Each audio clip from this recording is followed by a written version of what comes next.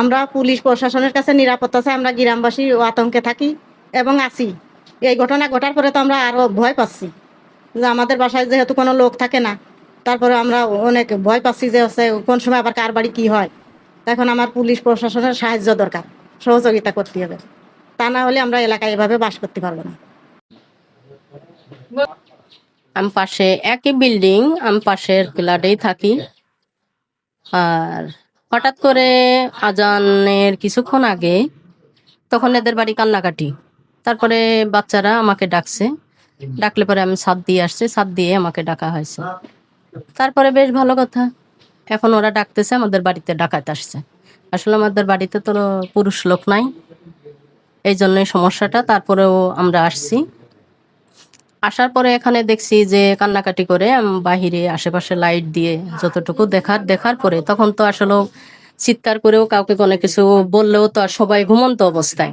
তারপর রুমের ভিতরে আসি, রুমের ভিতরে এসে দেখি যে সবকিছু এলোমেলো, এবং বলছে ও আমার বোন, ও বলছে যে ওর টাকা ছিল, কালকে ব্যাংক থেকে টাকা তুলে নিয়ে আসছে, আর গহনাকাটি স্বর্ণ এগুলো কিছু ছিল, এগুলো সবকিছু নিয়ে গলায় বটি ছিল, গলায় বটি ধরে তারপরে তাকে সবকিছু নিয়ে গেছে এবং হুমকি দিচ্ছে যে তুমি যদি বেশি একটু শব্দ করো, চিৎকার করো, তাহলে তোমার বাচ্চাদের মার দিবে।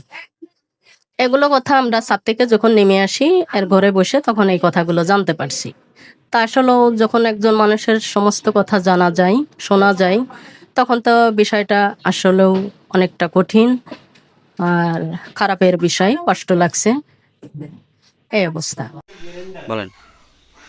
আমার বিটার বউ আমার সংবাদ দিয়েছে যে আব্বাই এই ঘটনা। কি ঘটনা?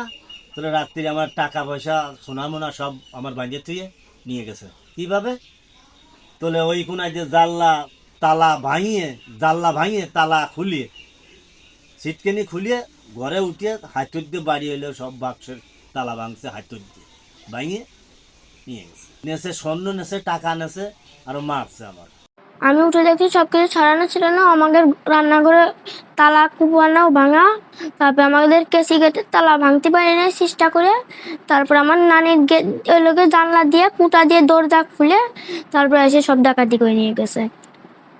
আমার আম্মু তারপরে আম্মা বান্ধে গালের ভিতর গামছা দিয়ে বাঁধিয়ে ধরেছিল, তারপর আমার আম্মু যে গোলা এলোকে বটি ধরে আমার আম্মুর কাছে সবকিছু নিয়ে গেছে। নেছে লোকে 5 ভরি সোনা আর লোকে 65,000 টাকা। তখন আতঙ্ক আছি প্রাইভেটে যাতে স্কুলে যাতে ভয় করতেছে।